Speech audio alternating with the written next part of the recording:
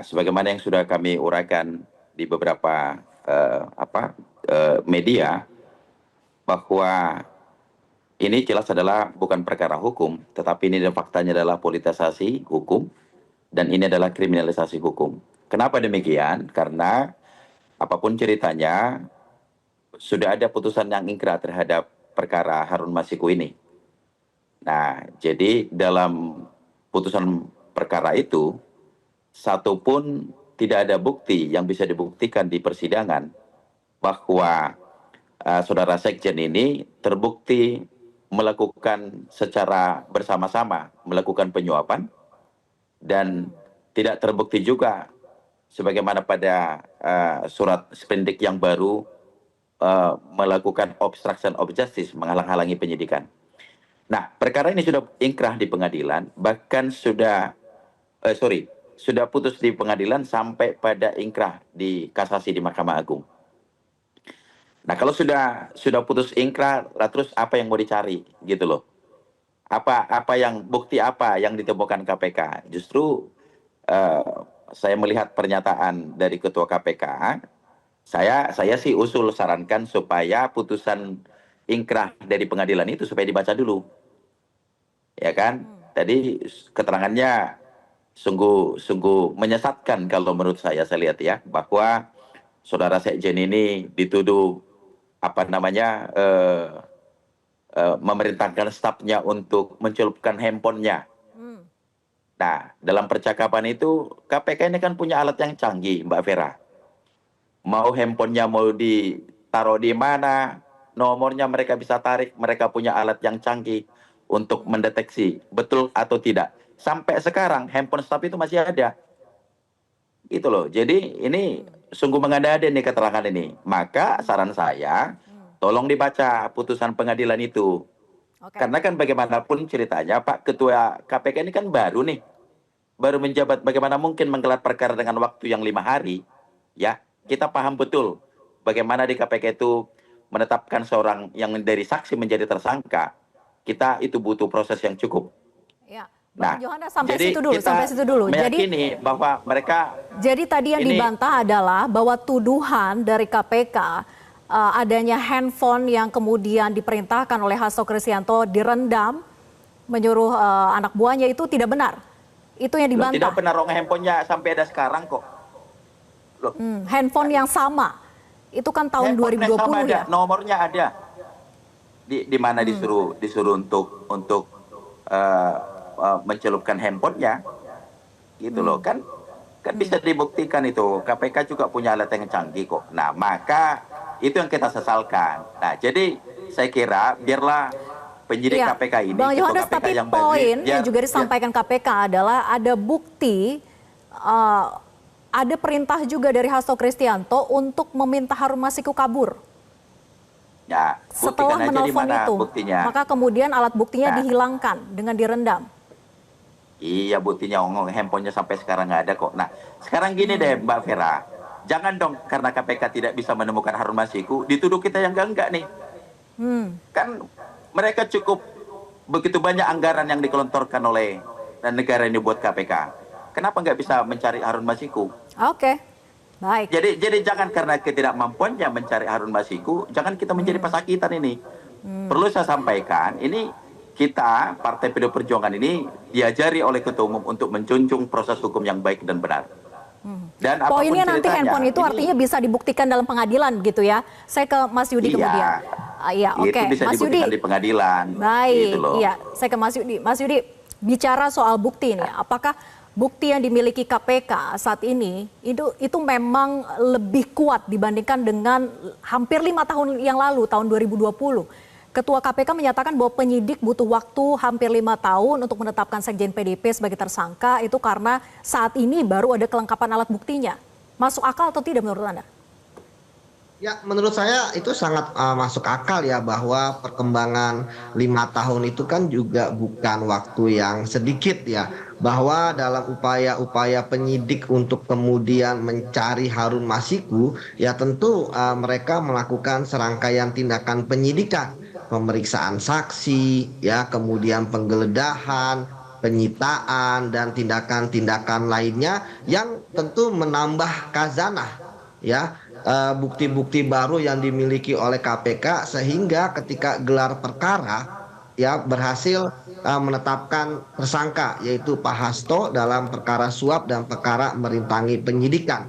Yang kita tahu misalnya ketika bekas perkara yang sudah ingkrah atas nama tersangka lain yang saat ini pun sudah bebas ya, entah itu bersyarat atau murni, kan itu kan terkait dengan perkaranya masing-masing terdakwa sehingga mungkin ya ketika itu tidak fokus terhadap apa yang dilakukan oleh Pak Hasto. Nah, tapi sekarang KPK ketika kemudian kemarin merilis ya bahwa ada perbuatan-perbuatan Pak Hasto, pasti itu sudah dilengkapi oleh alat-alat bukti mereka serta barang-barang bukti, sehingga tentu KPK tidak akan sembarangan menetapkan status tersangka kepada Pak Hasto, sebab pasti selain diuji ya juga diuji di pengadilan, itu juga diuji di forum ekspos tersebut, sehingga saya meyakini tidak ada rekayasa ataupun mengada-ngada. Pasti semuanya ada bunyinya, entah itu dari keterangan saksi, entah itu dari dokumen ataupun dari barang bukti yang memang KPK tentu tidak mempunyai kewajiban untuk menyampaikan kepada publik ya ketika konversi pers. Mereka hanya menyampaikan terkait dengan apa saja perbuatan-perbuatan yang kemudian mereka yakini bahwa itu adalah perbuatan yang bisa ditetapkan sebagai tersangka dalam kasus suap terhadap komisioner KPU dan juga perintangan penyidikan atau pasal 21 Undang-Undang Tindak Pidana Korupsi. Seperti itu Mbak Vera. Oke, jadi ini hasil dari pengembangan penyelidikan. Tapi sebagai mantan penyidik KPK, Mas Yudi, berdasarkan keterangan yang disampaikan oleh Ketua KPK Pak Setio, kira-kira apa sebetulnya alat bukti yang dimiliki oleh KPK sehingga KPK tuh baru yakin untuk menetapkan Hasto itu sebagai tersangkanya sekarang gitu? Apakah hanya berpegangan kepada keterangan saksi atau memang ada alat bukti lain misalnya jejak digital dan sebagainya? Tapi dijawab nanti usai jeda, tetap bersama kami di Prime Time News.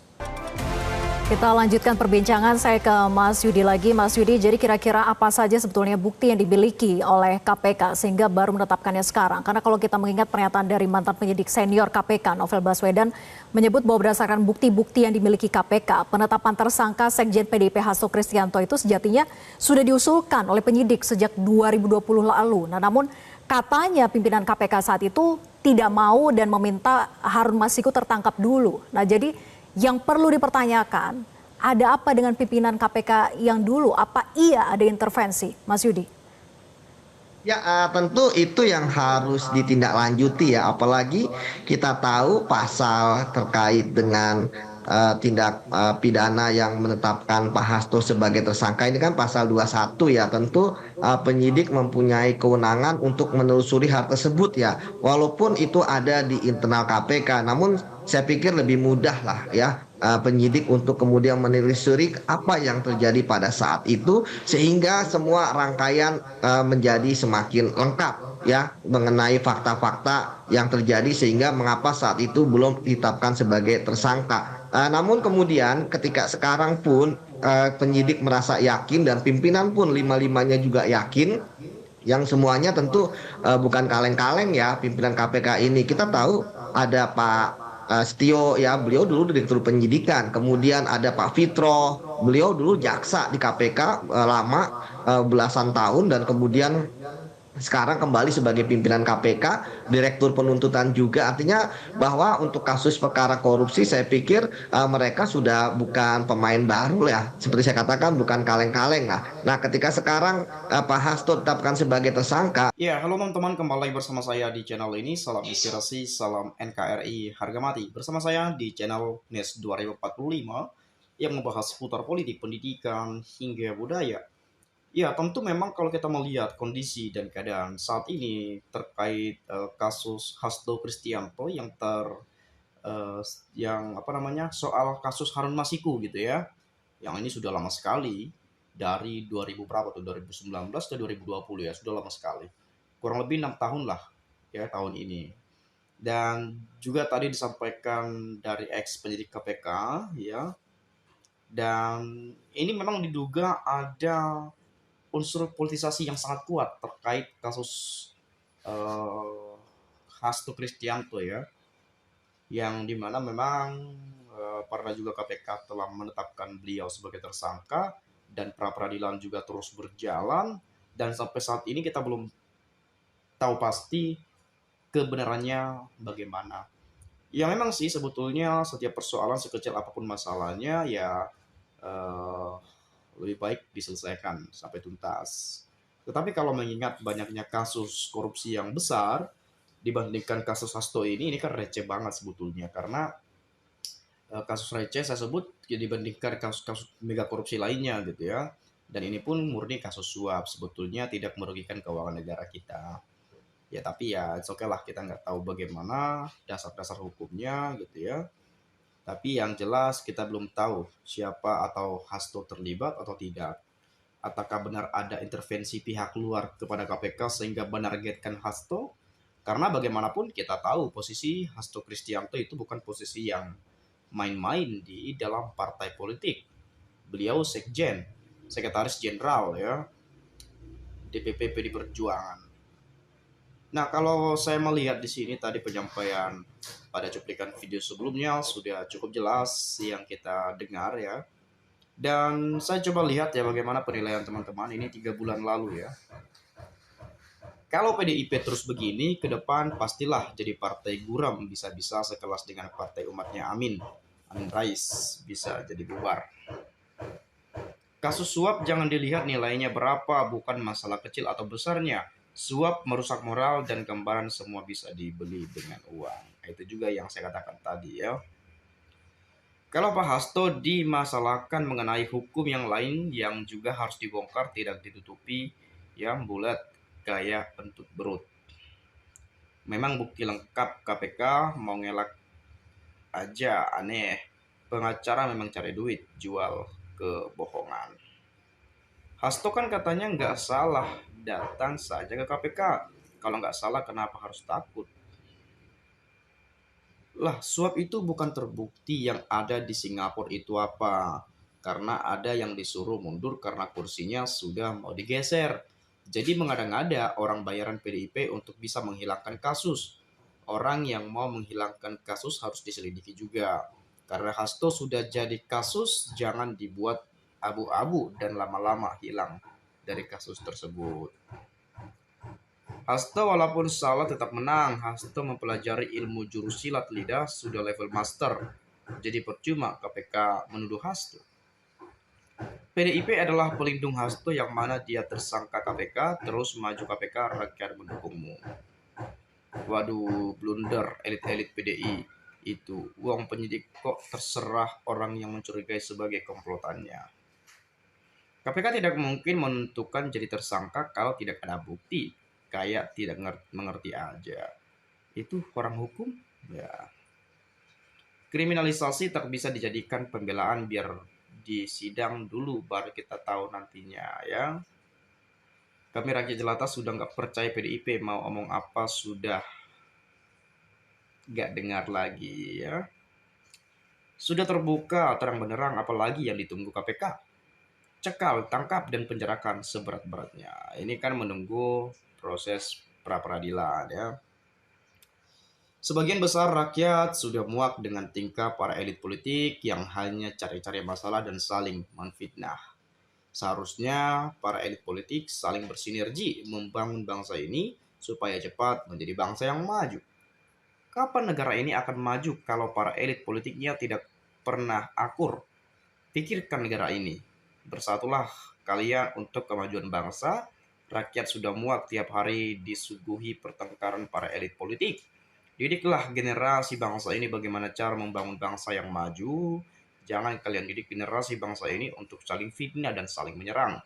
Rakyat harus bersatu. Lupakan 16%, 24%, 58%. Karena kita 100%. Rakyat Indonesia, rakyat harus cerdas. Jangan mau diadu domba lagi.